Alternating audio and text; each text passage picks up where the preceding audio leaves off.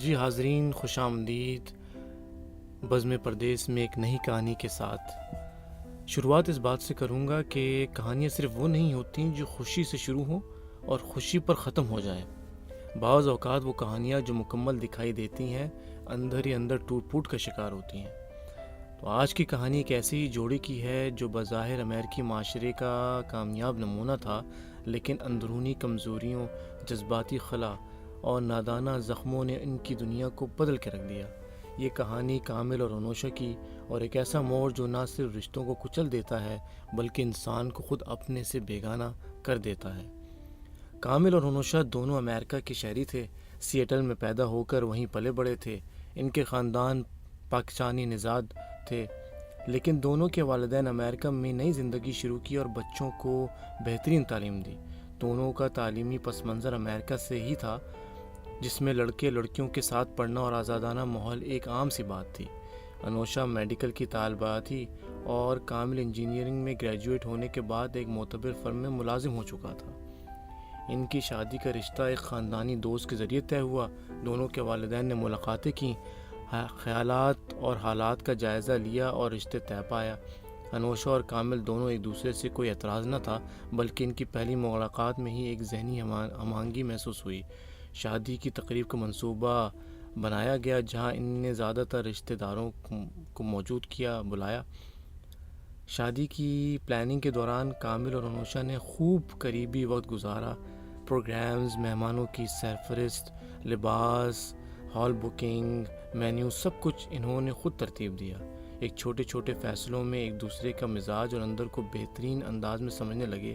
یوں محسوس ہونے لگا جیسے وہ برسوں سے ایک دوسرے کے ساتھی ہیں۔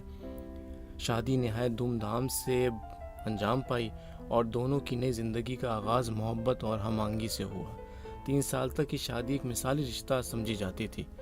دونوں نے باہمی رضامندی سے طے کیا کہ وہ کچھ عرصے بچے کا منصوبہ مؤخر کریں گے تاکہ زندگی کے حسین لمحے ایک دوسرے کے ساتھ گزار سکیں۔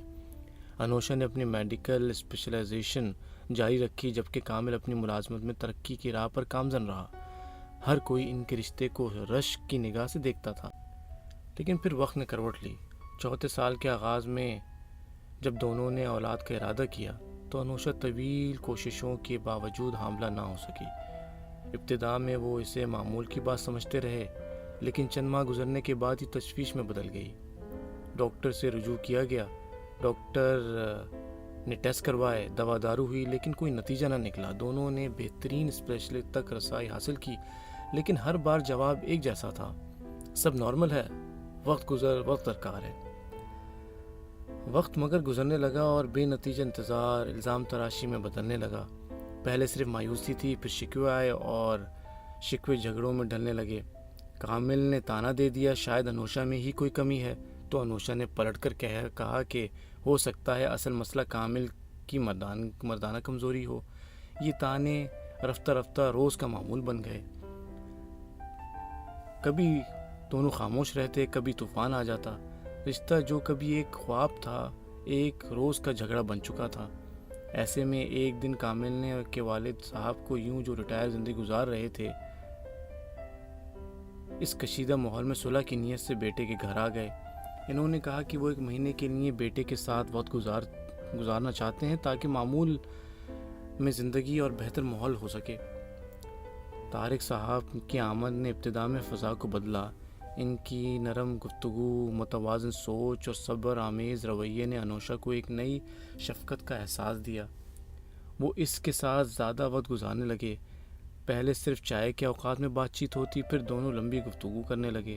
طارق صاحب نے کبھی انوشا پر دباؤ نہ ڈالا، ہمیشہ سننے، سمجھا اور ان کی کیفیت کو محسوس کیا۔ ادھر کامل روز بروز اپنے دفتر کے کام میں الجھتا گیا اور اس سے یہ محسوس ہونے لگا اس کے گھر میں کچھ بدل رہا ہے، لیکن وہ اسے نہ سمجھ پایا۔ انوشا پہلے جیسی تلخ نہ رہی، نہ ہی وہ لڑائی کرتی، بلکہ وہ طارق صاحب کی باتوں کو سر جھکا کر سننے لگی تھی۔ یہ تبدیلی کامل کو سکون دیتی اور بے چینی بھی۔ یہ پہلا قدم تھا اس غیر معمولی اور غیر توقع اور اندوہناک تعلق کی جانب، جو اس کہانی کا دھڑکتا ہوا ایک مرکز بننے والا تھا۔ کبھی کبھی رشتوں کی دیوار پر دراڑ پڑنے لگتی ہے اور انسان کو اس کا احساس کبھی نہیں ہوتا، حتیٰ کہ جب گھر کی چھت گرنے کے قریب آ جائے۔ کامل اور انوشا کی زندگی اب ایسے موڑ پر تھی، محبت جو کبھی بھرپور تھی اب بحثوں اور الزام تراشیوں میں دب گئی تھی۔ اولاد نہ ہونے کا غم ان کے درمیان ایسی دیوار بن چکا تھا جس نے دونوں کو ایک دوسرے سے دور کر دیا تھا۔ اس دوران کامل کے والد طارق صاحب شکاگو سے سیٹل آ گئے۔ کچھ ہفتوں میں طارق صاحب نے اس کے گھر کی فضا بدل دی۔ انوشا سے کھل کر بات کرتے، اس کی پسند کا کھانا بناتے اور اسے سنتے جب کامل اپنے کام میں اکثر مصروف رہتا۔ انوشا اب الجھی رہتی مگر ساتھ ہی کچھ بدل چکا تھا۔ اس کی آنکھوں میں بے قراری کم ہو گئی، زبان پر شکوے کم تھے اور چہرے پر عجیب سی روشنی آ گئی۔ کامل نے نوٹ کیا کہ اب انوشا اس سے کم بحث کرتی ہے، لیکن وہ خاموش رہا فی الحال۔ کبھی کبھار انسان کو اپنے بدترین خوابوں پر بھی یقین نہیں آتا۔ یہی حال کچھ کامل کے ساتھ ہوا۔ جیسے جیسے دن گزرے اس کے شک یقین میں بدلنے لگے۔ اس نے طارق صاحب کی غیر ضروری موجودگی، انوشا کی بڑھتی دلچسپی اور چھپ چھپ کے کرنے والی بات چیت کو نظر انداز کرنے کی بھرپور کوشش کی، لیکن آخرکار دل کی بے چینی نے دماغ کو شکست دے دی۔ کامل نے گھر میں چند خفیہ کیمرے لگوائے۔ ایک اذیت ناک فیصلہ، مگر اب وہ حقیقت جاننا چاہتا تھا۔ دنوں کی نگرانی کے بعد اس نے وہ دیکھ لیا جو کبھی سوچ بھی نہیں سکتا تھا۔ اس نے بیوی انوشا اور اس کے والد طارق صاحب ایک ساتھ ایک ایسے رشتے میں جو ناقابل فہم تھا، ناقابل قبول تھا۔ وہ زمین پر بیٹھا دیر تک روتا رہا، صدمے اور بے بسی میں گم۔ یہ صرف خیانت نہیں تھی، یہ اس کے وجود پر حملہ تھا۔ ایک طرف باپ جو ہمیشہ اعتماد کی علامت رہا اور دوسری طرف بیوی جس کے ساتھ اس نے زندگی کے خواب بنا۔ کامل کی روح کانپ اٹھی۔ اس نے کسی کو کچھ نہ بتایا، بس خود کو تنہا کر لیا۔ ایک رات وہ خاموشی سے گھر سے نکل گیا، نہ انوشا کو جگایا نہ طارق صاحب کو روکا، بس چپ چاپ جیسے وہ کبھی اس گھر کا حصہ ہی نہ رہا۔ اب اس کے پاس نہ رشتہ بچا نہ اعتبار، بس ایک ٹوٹا ہوا دل اور کچھ سوال جن کے خواب شاید زندگی بھر نہ ملے۔ اب کامل کی آنکھوں کے سامنے جو کچھ آیا تھا وہ صرف ناقابل برداشت تھا، بلکہ ناقابل یقین۔ اس کے سامنے جو کردار تھے وہ کوئی اجنبی نہ تھے، بلکہ وہ دو رشتے تھے جن پر وہ سب سے زیادہ بھروسہ کرتا تھا، اس کی بیوی اور اس کا باپ۔ وہ رات کامل نے جاگ کر گزاری۔ وہ چیخنا چاہتا تھا اور رونا بھی چاہتا تھا، لیکن ایک اجنبی سے سناٹا اس کی روح پر چھا گیا تھا۔ وہ کبھی اسکرین کو دیکھتا، کبھی اپنے دل پر ہاتھ رکھ کر محسوس کرتا کیا وہ زندہ ہے یا یہ سب کسی بھیانک خواب کا حصہ ہے۔ صبح وہ خاموشی سے بستر سے اٹھا، نہ انوشا سے بات کی نہ اپنے والد سے۔ اس نے دفتر وہاں جانے کے بہانہ کیا اور لیکن وہ سیدھا ایک قریبی ہوٹل میں چلا گیا، کیونکہ وہ مجھے ایک میرے کامن دوست کے ساتھ جانتا تھا اور ہم اکثر گولف کھیلنے جایا کرتے تھے، اور اس کو پتہ تھا کہ میں اکثر لوگوں کی مشکلات کے لیے ان کا مسائل حل کرتا ہوں، ان سے بات کرتا ہوں۔ تو اس نے مجھے فون ملایا، تفصیل سے بتایا کہ جو کچھ اس نے دیکھا وہ ناقابل معافی ہے۔ میں نے اسے کہا، کامل تمہیں خود فیصلہ کرنا ہے کہ تم اپنی عزت کو کیسے بچاتے ہو اور تمہارے اگلے قدم میں تمہاری خودی کیسے قائم رہتی ہے۔ وہ خاموش رہا، پھر بولا، میں چاہتا ہوں وہ سب کچھ خود اپنے سامنے تسلیم کرے۔ اس دن شام کو کامل گھر واپس آیا، تمام کیمروں کی ریکارڈنگ لیپ ٹاپ پر جمع کی۔ اس نے ایک الگ فولڈر بنایا اور سب کچھ ایک ٹی وی اسکرین سے جوڑ دیا۔ طارق صاحب اور انوشا دونوں کو لانچ میں بلایا۔ انوشا حیران تھی اور طارق صاحب پریشان۔ کامل نے ریموٹ سے ویڈیو پلے کی۔ چند لمحوں کے بعد منظر واضح ہو چکا تھا۔ انوشا کی چیخ نکلی، طارق صاحب کے چہرے پر ہوائیاں اڑ گئیں۔ کامل بولا، کیا تم دونوں کو شرم نہیں آتی؟ کامل کی آواز میں لرزی تھی، لیکن وہ خود پر قابو رکھے ہوئے تھا۔ ایک تم ہو میرے باپ اور ایک تم ہو میری بیوی، یہ کیسا رشتہ بنا لیا؟ انوشا فرش پہ گر بیٹھ گئی، آنکھوں سے آنسو بہنے لگے۔ وہ بار بار معافی مانگتی رہی۔ طارق صاحب خاموش کھڑے رہے۔ کامل نے دونوں کی طرف دیکھ کر کہا، میں تم دونوں سے نفرت نہیں کرتا، لیکن میں اب خود کو تم لوگوں کے ساتھ نہیں رکھ سکتا۔ اسی رات کامل نے گھر چھوڑ دیا۔ وہ چند دنوں کے لیے قریبی شہر ایک دوست کے گھر چلا گیا۔ وہاں بیٹھ کر اس نے قانونی کارروائی کا آغاز کیا۔ اس نے انوشا سے علیحدگی کے کاغذات تیار کروائے اور ساتھ ہی اپنے والد سے تمام رشتے ختم کر دیے۔ کہانی اس انجام کی طرف بڑھ رہی تھی جہاں محبت، اعتماد اور رشتے سب بے نقاب ہو چکے تھے، لیکن کامل کے لیے یہ انجام نہیں تھا، یہ ایک نئے سفر کی شروعات تھی۔ دوستوں، کبھی کبھار انسان کی زندگی میں ایسے دھماکے ہوتے ہیں کہ جو ہر شے کو راغ کر دیتے ہیں، محبت، یقین، رشتہ، رواج، حتیٰ کہ خود اپنی وجود بھی۔ کامل کے ساتھ بھی کچھ ایسا ہی ہوا۔ وہ جس زندگی کو تعمیر کر رہا تھا وہ صرف ایک دھوکہ نکلی۔ اب وہ اس ملبے میں کھڑا تھا جہاں ہر اینٹ، ہر لکیر اس کے ساتھ بے بسی کا طعنہ دے رہی تھی۔ لیکن وہ کچھ لوگوں ایسے ہوتے ہیں جو راکھ سے دوبارہ جنم لیتے ہیں۔ یہ باپ کامل کے اس جنم کی کہانی ہے۔ اس قانونی علیحدگی کی درخواست دائر کی ہوئی تھی۔ انوشا نے بغیر کسی مزاحمت کے دستخط کر دیے اور اب تک شرمندگی کے بوجھ تلے دبی ہوئی تھی۔ کامل نے گھر کے سارے حقوق انوشا کو سونپ دیے۔ اس نے کہا، مجھے صرف سکون چاہیے، جائیداد یا سامان نہیں۔ کامل کا گلا سوکھ چکا تھا اور وہ زیادہ بات کیے بغیر چلا گیا۔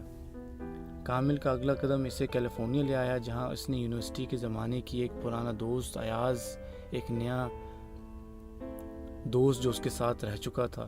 ایاز نے کامل کو اپنی ٹیم میں شامل کیا۔ کامل نے خود کو کام میں غرق کر لیا۔ دن رات وہ اپنے کام میں مصروف رہتا، مگر ایک شام جب وہ ساحل پر بیٹھا سورج غروب ہوتے ہوئے دیکھ رہا تھا، اسے کسی کی آواز سنائی دی، کیا میں بیٹھ سکتی ہوں؟ یہ عائشہ تھی، ایک پاکستانی زاد ماہر نفسیات جو مقامی ہسپتال میں کام کر رہی تھی۔ کامل کی اس سے ایک دفعہ پہلے ملاقات ہو چکی تھی۔ جس زمانے میں وہ اپنی بیگم کے ساتھ لڑائی جھگڑوں میں مصروف تھا، تو ان دونوں نے ایک ماہر نفسیات سے ملاقات کی۔ یہ وہی لڑکی تھی۔ وہ دونوں اتفاقاً ملے، بات چیت ہوئی۔ ابتدا میں ملاقات رسمی رہی، لیکن آہستہ آہستہ دونوں ایک دوسرے کی زندگی کی تلخیوں سے واقف ہو گئے تھے۔ کامل نے پہلی بار کسی کو اپنے اندر کی باتیں اور سارے دکھ بتایا۔ عائشہ نے بنا کسی ہمدردی کے، دکھاوے کے بس اسے سنا، شاید وہی خاموشی سننا جو کامل کو برسوں سے نہیں ملا تھا، اب اسے ایک نیا احساس دے رہا تھا۔ مہینے گزرے، ان کا رشتہ مضبوط ہو گیا۔ کامل نے خود کو نئے سرے سے شناخت کرنا شروع کیا، نہ کسی کا بیٹا، نہ کسی کا شوہر، نہ مظلوم، بلکہ ایک آزاد انسان جو اپنی زندگی کے فیصلے خود کر سکتا ہے۔ اس نے خود اعتمادی دوبارہ حاصل کی اور وہ اب 1 سال بعد دوبارہ شکاگو ہو گیا، تو اس کے اندر نہ غصہ تھا، نہ نفرت، بس سکون۔ انوشا اب تنہا تھی۔ طارق صاحب واپس اپنے گھر چلے گئے تھے۔ ان کے اور انوشا کے درمیان اب کوئی رابطہ نہ رہا۔ وقت نے ان دونوں کو بھی ان کے اعمال کا انجام دیا۔ انوشا نے بھی اپنی نگاہ کا خمیازہ بھگت لیا تھا، لیکن وہ جانتی تھی کہ اس نے جو کھویا وہ کبھی نہیں واپس آ سکتا۔ کامل نے آخری بار انوشا کو ایک مختصر سا پیغام بھیجا، مجھے اب تم سے کوئی شکوہ نہیں، جو ہوا وہ ہونا تھا، میں تمہیں معاف کرتا ہوں، کیونکہ میں خود کو آزاد دیکھنا چاہتا ہوں، اور جو خود آزاد ہو وہ دوسروں کو قید نہیں کر سکتا۔ یہ کہانی یہیں ختم ہوتی ہے، لیکن اصل میں یہ ایک نئی دوستوں، یقین کیجئے، رشتوں کی بنیاد جب کمزور ہو جائے تو سب کچھ بکھرنے میں دیر نہیں لگتی۔ کامل کی کہانی صرف ایک شخص کی نہیں، بلکہ ان تمام لوگوں کی ہے جو اعتماد کی قیمت چکاتے ہیں۔ جب اپنوں سے دھوکہ ملے تو انسان اندر سے ٹوٹ جاتا ہے، مگر وہیں سے ایک نیا سفر شروع ہوتا ہے۔ ہم سب کی زندگی میں ایسے لمحات آتے ہیں جہاں معافی، صبر اور خودی کا امتحان ہوتا ہے۔ یہ کہانی ہمیں سکھاتی ہے کہ رشتے اگرچہ مقدس ہوتے ہیں، لیکن ان کی حفاظت ہر قیمت پر ضروری ہے۔ دعا ہے کہ ہم سب اپنے رشتوں میں سچائی، وفا، احترام کو ہمیشہ قائم رکھیں، اور میں امید کرتا ہوں کہ آپ میرے چینل کو سبسکرائب کریں گے اور آگے کی کہانیوں کا ضرور انتظار کریں گے۔ شکریہ۔